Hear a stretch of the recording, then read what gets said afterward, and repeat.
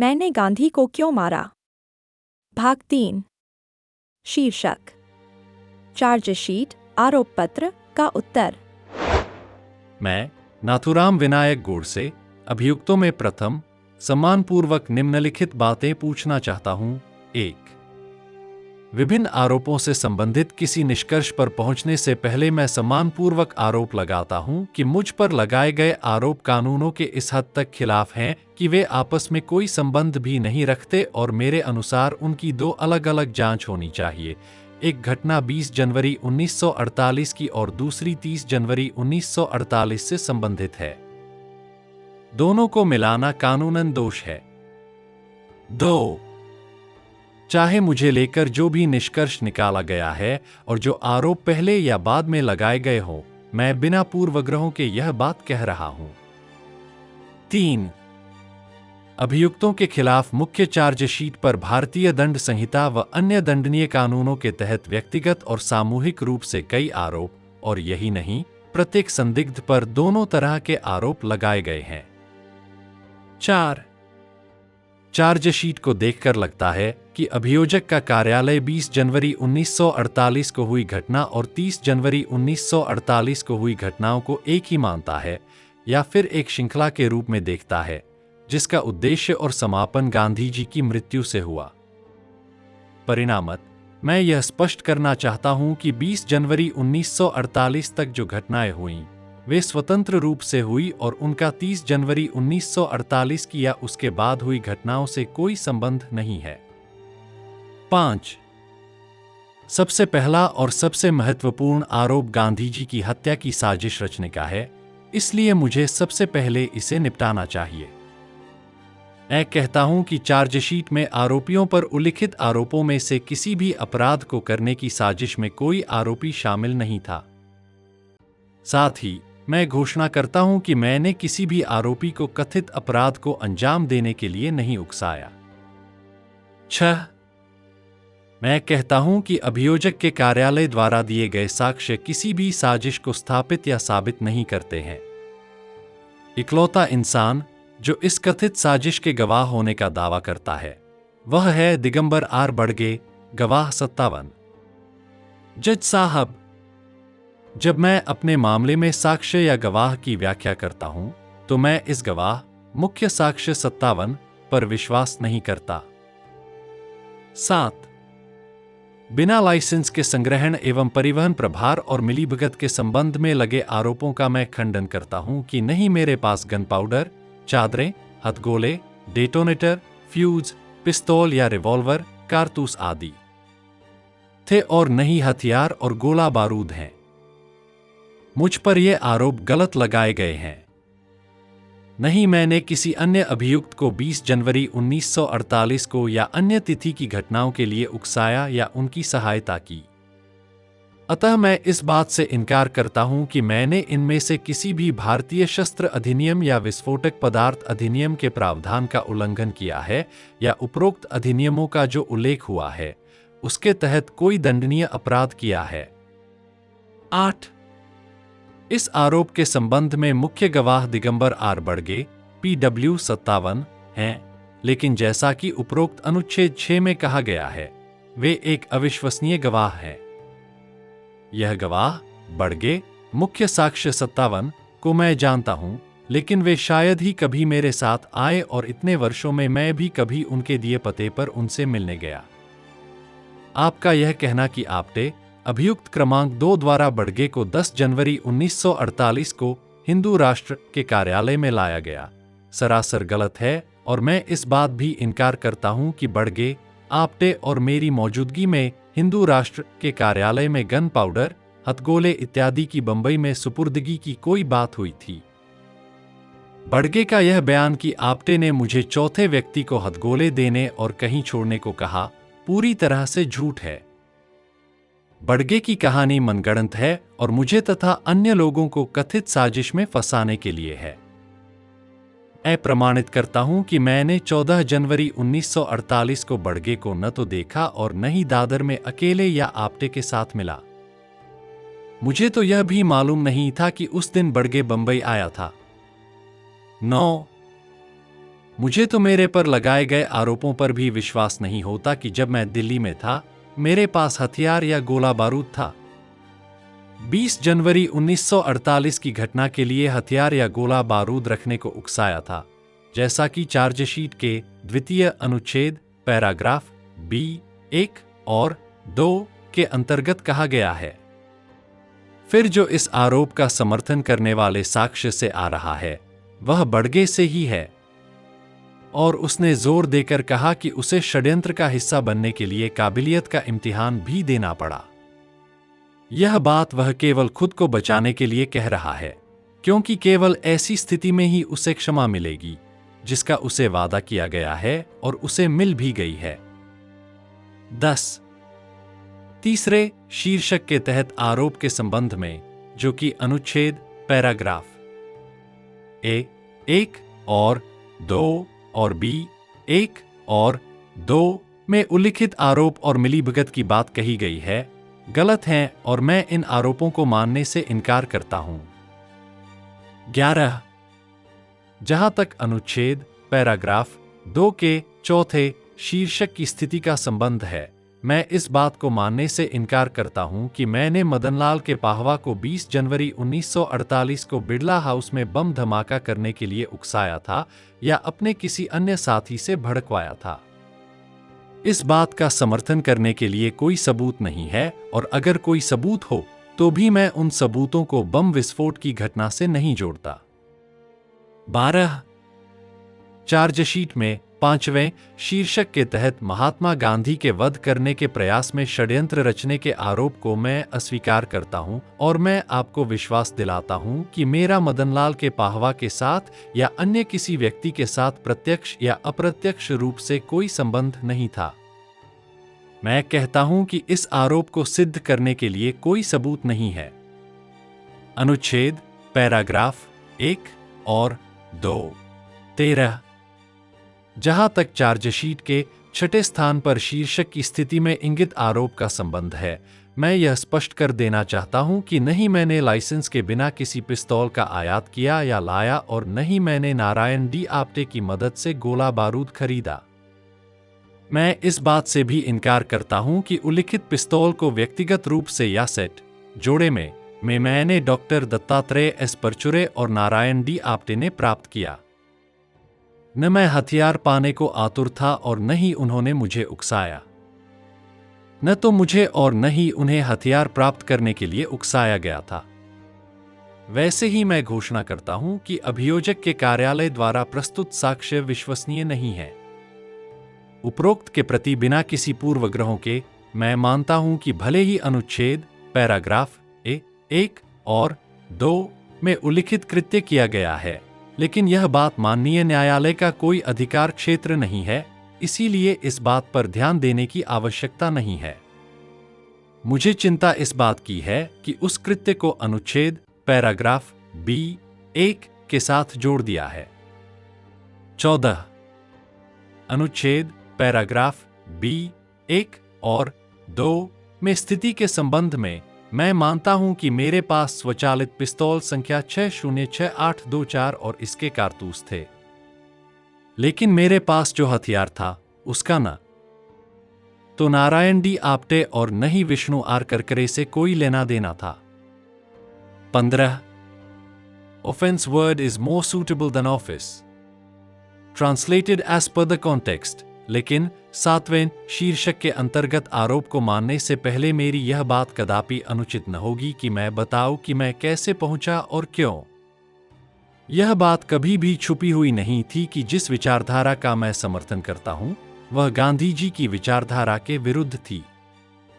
मैं दृढ़ता से यह बात मानता हूं कि पूर्ण अहिंसा की शिक्षा, जिसका समर्थन गांधी जी करते थे, दीर्घकाल आने वाले समय में हिंदू समुदाय के लिए निष्प्रभावी हो जाती और अन्य समुदायों द्वारा आक्रमण या घुसपैठ का विरोध करने के लिए हिंदू असमर्थ हो जाते, खासकर मुसलमान का विरोध करने के लिए। इसी बुराई का प्रतिकार करने के लिए मैंने सार्वजनिक जीवन में प्रवेश का संकल्प लिया और ऐसे लोगों के साथ एक समूह बनाया जिनका दृष्टिकोण मेरे जैसा था। इसमें मैंने और आप्टे ने पहल की और हमने अग्रणी अखबार से शुरुआत की। मेरा और मेरे समूह का गांधी जी की अहिंसा की शिक्षा का इतना विरोध, लेकिन गांधी जी जब भी किसी विषय पर अपने विचार रखते तो वे हमेशा मुसलमानों के प्रति पक्षपात को स्पष्ट करता, जो कि हिंदू समुदाय और उसके हितों के लिए हानिकारक था। मैंने इस बात का विस्तार से वर्णन किया है और विभिन्न उदाहरणों को उद्धृत किया है, जो निस्संदेह इस बात को सिद्ध करते हैं कि जो अनगिनत आपदाएं हिंदू समुदाय को झेलनी और सहनी पड़ी, उसके लिए गांधी जी किस प्रकार जिम्मेदार थे। 16 मैंने अपनी पत्रिका अग्रणी या हिंदू राष्ट्र में हमेशा गांधी जी की दृष्टि और उनके तरीकों की आलोचना की, जैसे अपने लक्ष्य को प्राप्त करने के लिए अनशन।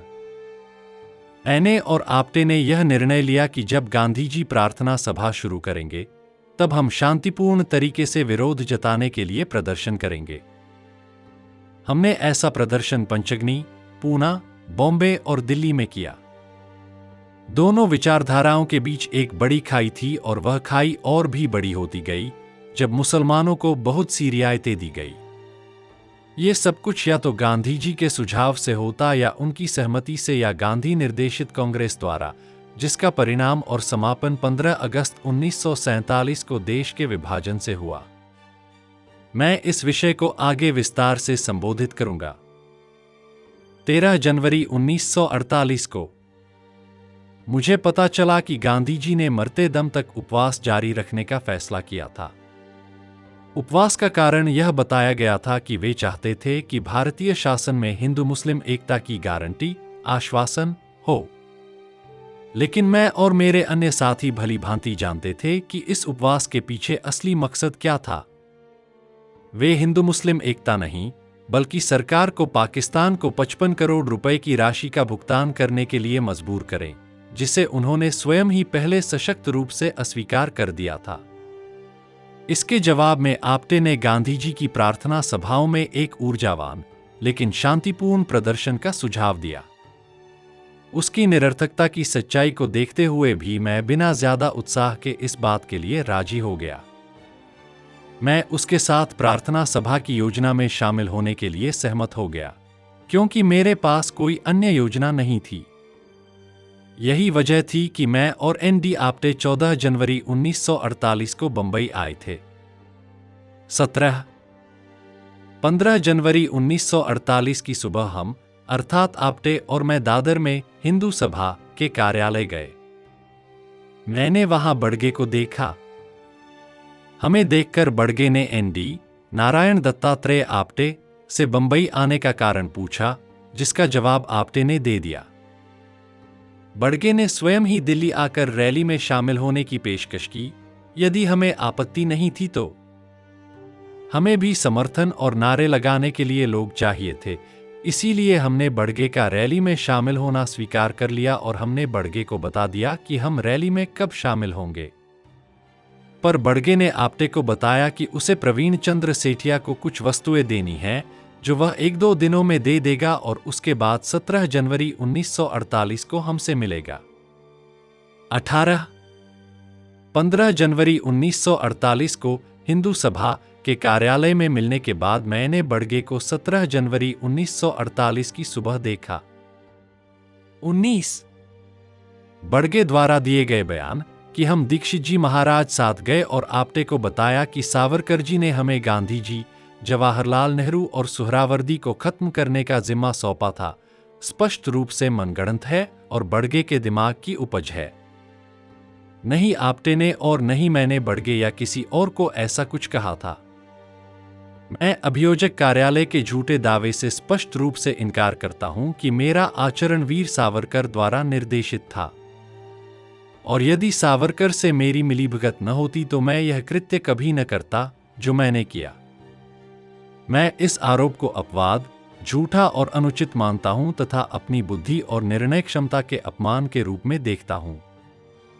यह सिद्ध करने का प्रयास करना कि मैं और कुछ नहीं, किसी और के हाथों की कठपुतली हूं, शर्म और अपमान की बात है, और इस आरोप को मैं सच्चाई से कोसों दूर मानता हूं। वास्तव में यह मेरी बदनामी है और मेरे कृत्य की गलत व्याख्या है। 20 बड़गे का यह बयान भी सच्चाई से दूर है कि मैं 15 जनवरी 1948 से पहले अपने भाई गोपाल गोडसे से मिलने पुणे जाना चाहता था, क्योंकि मैं उनसे पिस्तौल, रिवॉल्वर प्राप्त करना चाहता था, जिनका प्रबंध करने का जिम्मा मैंने उन्हें दिया हुआ था। और वही पिस्तौल मैं बॉम्बे से दिल्ली लाना चाहता था भी एक झूठ है। मैंने 15 जनवरी 1948 को बड़गे से कोई बात नहीं की, सिवाय उसके जो मैंने अनुच्छेद पैराग्राफ 17 में कहा है, और बड़गे का यह बयान कि 16 जनवरी 1948 को हम पूना में मिले थे भी उतना ही झूठा है। मेरी उनसे पूना में हुई बातचीत की रिपोर्ट भी झूठी है। 16 जनवरी 1948 को मैं पूना में था ही नहीं। यह बात भी आगे स्पष्ट हो जाएगी कि उस दिन मुझे बड़ी बंदूक के बदले पिस्तौल नहीं दी गई थी। 21 मैं पहले ही कह चुका हूं कि हम, अर्थात मैंने और आपटे ने एक ऊर्जावान लेकिन शांतिपूर्ण प्रदर्शन करने की योजना बनाई थी, और हम गांधी जी की प्रार्थना सभा में जाने के लिए जल्द से जल्द दिल्ली पहुंचना चाहते थे, जैसा कि अनुच्छेद पैराग्राफ 17 में कहा गया है कि बड़गे पूर्वोक्त प्रदर्शन का हिस्सा बनना चाहते थे। हमें सफल होने के लिए साथ में कुछ और स्वयंसेवकों को लाने की जरूरत महसूस हुई। दिल्ली के लिए निकलने से पहले हमने यात्रा और स्वयंसेवियों के मूलभूत खर्चों के लिए पैसा इकट्ठा करना शुरू किया। 22 मैं इस बात से दृढ़ता से इनकार करता हूं कि 17 जनवरी 1948 को हम सावरकर जी से मिले थे, या उन्होंने हमें इन शब्दों में आशीर्वाद दिया कि यशस्वी होऊं या सफल होकर वापस आना। उसी तरह मैं इस बात से भी स्पष्ट इनकार करता हूं कि मैंने बड़गे से कोई बात किया आपटे, या मैंने निम्नलिखित शब्द कहे हैं, तात्यारवाणी ने ऐसे भविष्य केले आहे की गांधीजीची 100 वर्षे भरली, आता आपले कम निश्चय होणार, यात कहीं संशय नाही। अर्थात तात्यारवाणी ने यह भविष्यवाणी की है कि गांधी जी के 100 साल पूरे हो चुके हैं और अब अपना काम निश्चित ही होगा, अब इसमें कोई संदेह नहीं है। इसके बाद मैं और आपटे 15 जनवरी 1948 को बड़गे से दादर के हिंदू सभा कार्यालय में मिले और प्रेस से संबंधित हमारा व्यवसाय आज जारी है। 23 आपटे और मैंने 17 जनवरी 1948 को दिल्ली के लिए उड़ान भरी और हम मरीना होटल में रुके थे। 20 जनवरी 1948 की सुबह बड़गे होटल पहुंचे और मेरी उपस्थिति में आपटे को सूचित किया कि वह और उसका नौकर किस्तिया दोपहर को प्रार्थना की जगह केवल वह मंच देखने जाएंगे जहां धरना प्रदर्शन होगा। मैं सिर में तेज दर्द महसूस कर रहा था, इसलिए मैं बिस्तर पर लेटा हुआ था और मैंने बड़गे से कहा कि शायद मैं नहीं जा पाऊंगा। बड़गे के निम्नलिखित सभी कथन गलत हैं कि आपटे, गोपाल गोडसे, करकरे, मदनलाल, बड़गे और उनके नौकर शंकर मरीना होटल में मिले। शंकर और बड़गे ने वहां खाना खाया। गोपाल गोडसे को रिवॉल्वर की मरम्मत करते पाया गया। आपटे, करकरे, मदनलाल और बड़गे बाथरूम में गए और वहां जाकर डेटोनेटर, वायर फ्यूज ठीक किए और हथगोलों तथा गन पाउडर चादरों को प्राइमर लगाया और हथियारों का इंतजाम देखा, तथा मैं और शंकर शयन कक्ष के दरवाजे पर चौकन्ने होकर खड़े थे। ये शब्द बड़गे ने झूठ कहते हुए मेरे मुंह में डाले हैं। बड़गे, यह हमारा आखिरी प्रयास है, काम पूरा होना चाहिए। यह देखें कि सारी व्यवस्था ठीक है। मैं इनकार करता हूं कि मैंने बड़गे को उस दिन या किसी और दिन ऐसा कुछ कहा। जैसा कि मैंने पहले भी कहा कि बड़गे सुबह मेरे कमरे में आया और उसने मुझे सूचित किया कि वह गांधी जी की दोपहर की प्रार्थना सभा में भाग लेगा। उस दिन हमारी मेरे कमरे में कोई बैठक नहीं हुई, जैसा कि बड़गे ने अपने बयान में कहा है। जहां तक मुझे पता है, गोपाल गोडसे दिल्ली में भी नहीं थे।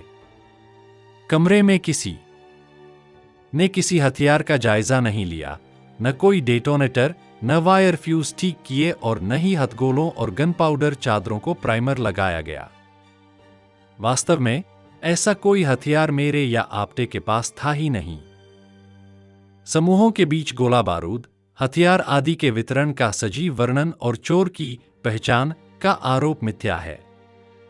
आपको इनके साक्ष्य पर चर्चा करने और दिखाने की आवश्यकता नहीं है। मेरे वकील आपके सभी बयानों को अपने कार्यालय में झूठा साबित करेंगे। 24।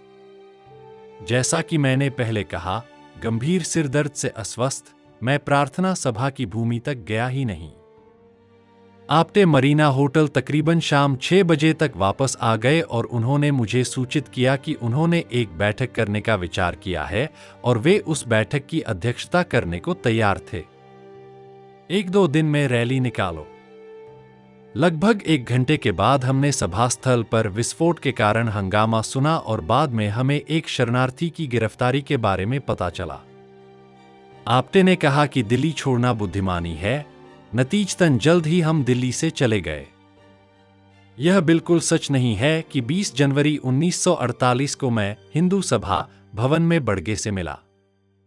कई गवाहों ने मुझे 20 जनवरी 1948 को बिड़ला हाउस में देखने का दावा किया, लेकिन मैं दृढ़ता से कहता हूं कि उनका ऐसा कहना गलत था। उन्होंने किसी और को देख उसे मेरी उपस्थिति समझा। जब मैं तुगलक रोड पुलिस स्टेशन में था तो पुलिस ने कुछ गवाहों से मेरी पहचान करवाई। यही नहीं, 12 फरवरी 1948 तक मैंने जो सिर पर पट्टी बांध रखी थी, उससे मुझे पहचानना आसान था। पुलिस गवाह है कि उन्होंने झूठी गवाही दी। मैंने बंबई में चले पहले पहचान के दौर में उपस्थित गवाहों के खिलाफ शिकायत दर्ज की है।